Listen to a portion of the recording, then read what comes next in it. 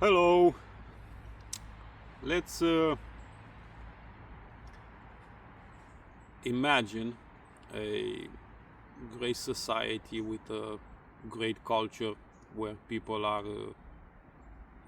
safe, people have a job, a peaceful life. They don't worry too much about money. They can raise a family. They have their own house, and life goes on. A society where neighbors know each other, they cooperate, their children play together outside in the street with minimum or no fear of something happening, something bad happening to the children. Children going to the same school and learning about their own culture and about their own country, and they are being prepared to be a part of the same society and push that forward. So let's imagine we have such a society. Uh, how can you destroy such a society?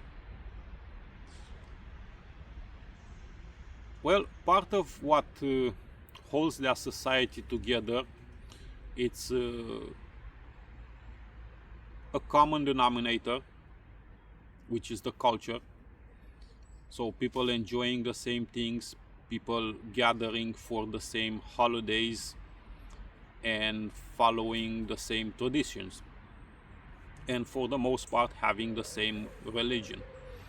So things in common. Part of what holds that society together. It's also social pressure and shame. For the most part of history, uh, marriage was pretty much the only way to start a family. Uh, Sex was being a part of married life. It wasn't common outside marriage. So that means the social pressure and shame of doing it outside marriage contributed to the vast majority of people being married and having a family in those circumstances. So let's destroy that society. Let's imagine we have such a society and let's destroy it. How could we do that? Well, if people have in common traditions, we're gonna destroy those traditions. We're gonna make it harder for people to come together and enjoy a common denominator in a specific place, in a specific environment. Either out of fear, because maybe some bad actors will do something to them in that gathering, or putting a historical stigma on that tradition and make it sound that if you celebrate that, you're a bad person because you celebrate some bad actions that happened in the past.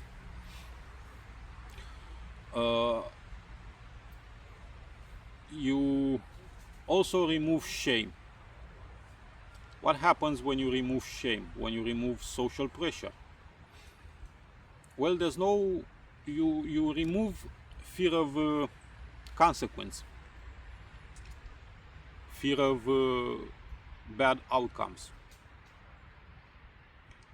You start having sex outside marriage, and consequence of sex is usually children. Then you start having children outside marriage. Now what happens when you have that?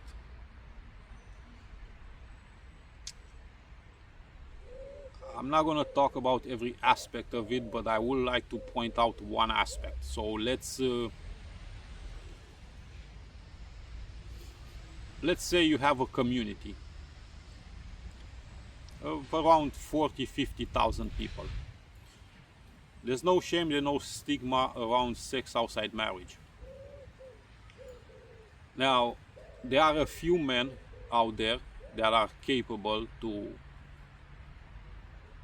pull a lot of attention from women. They are successful, they are tall men, and they are really attractive to women. Now, there's no shame, there's no stigma.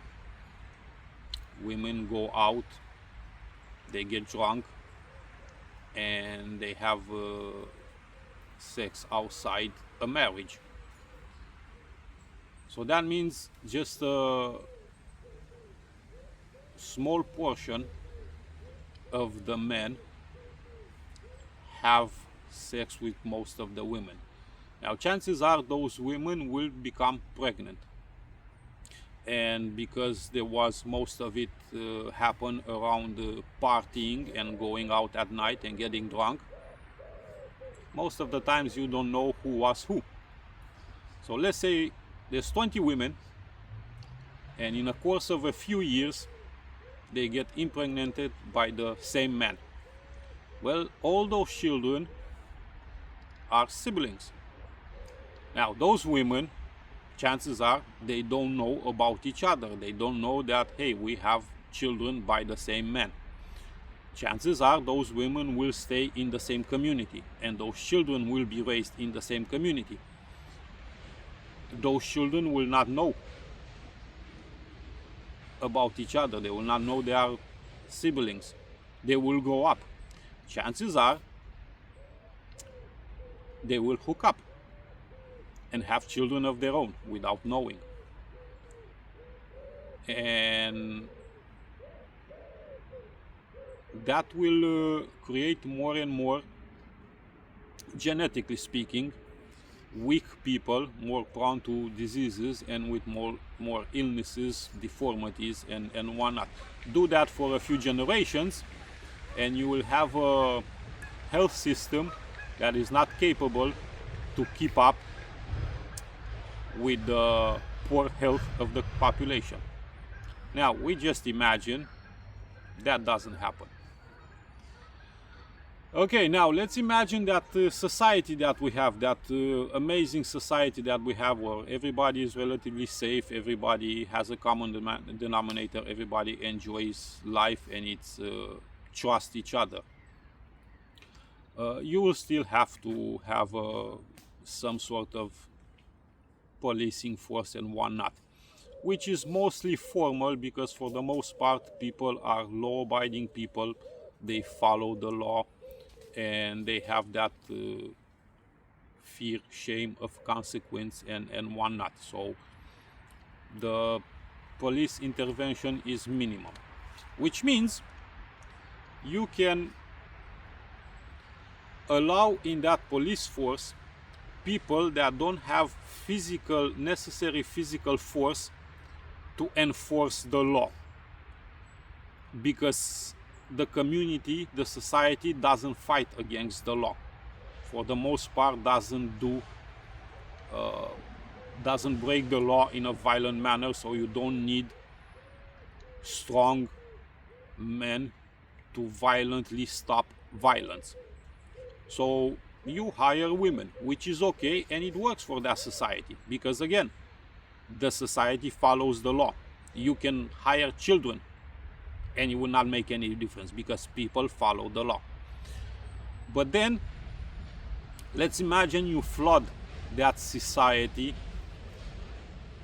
with men from a different culture, men that not only they do not follow the law intuitively, they see women as inferior physically, intellectually, in any other way. Women are inferior, and they see them as second-class citizens, and they see them as people not worthy of respect from a man. And those men have a high threshold for violence. They are inherently violent because they come from a violent society. Well, they will not be stopped. They will behave in a violent manner, and there will not be any competent physical force to stop that violence. And even more than that, you start eliminating any form of self-defense, because a violent actor will act violently more and more often if there is no measure to stop him. If there is no way in which you can make it hard for him to act that way. So you make it illegal to defend yourself. You make it illegal to carry a pepper spray, which could be used by women to defend themselves against violent men in the streets.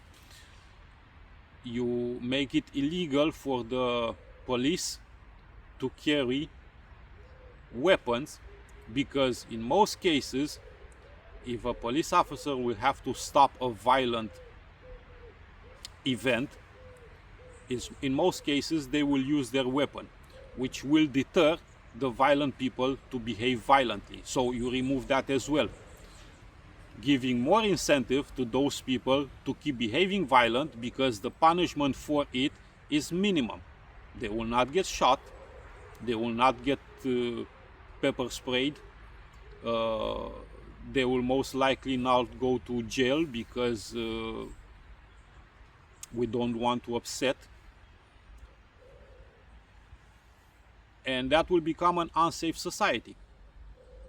So it's already a sick society, as in illnesses and people having lots of health problems.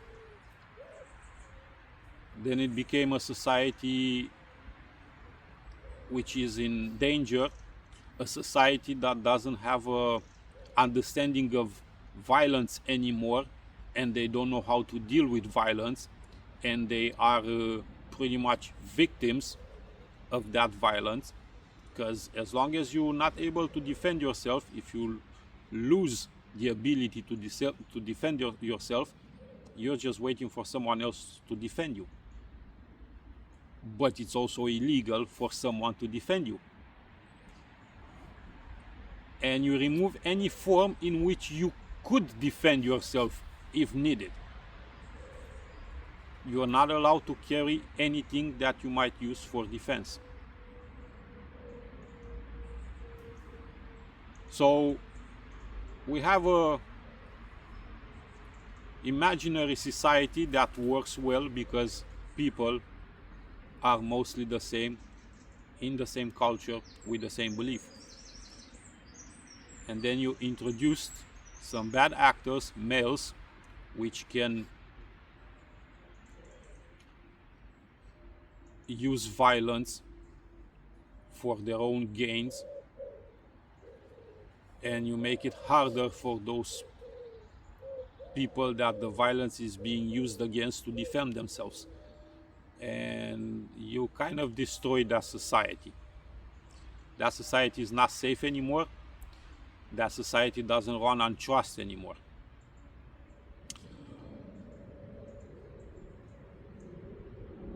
How can you destroy it further? Well, you go for the children. So you make it in such a way in which children are not being raised by their parents anymore. You make it in such a way in which both parents have to work. They cannot afford for one to work and the other one to stay home and raise their children in their culture with their beliefs. You outsource that to someone else that might teach them whatever they want to teach them. You do not know because you are at work. Now, in the same society, you have the other people that you've introduced with different value system. In their case, one parent or both parents always stay home to raise their children in their beliefs.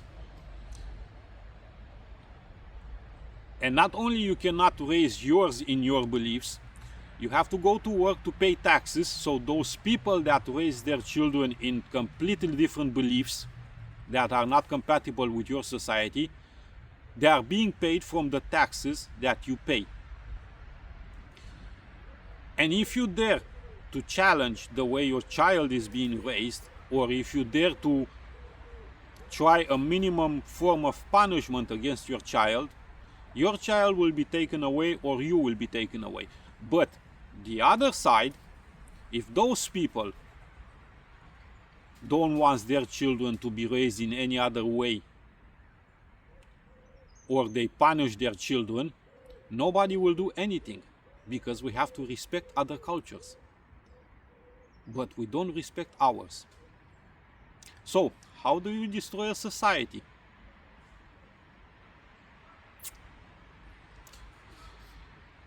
You pretty much make it impossible for people that created that society to maintain that society. And then that society, it's easy to be taken over, it's easy to be replaced. Because people don't know how to defend themselves anymore, how to defend their values anymore. The life was too easy. Life was without problems because people created a society without problems, and then they stopped recognizing problems when the problems appeared, and they did not act. But yeah, we are just imagining. There was never such a society, and there was never such a situation where societies are being destroyed. Have a good day.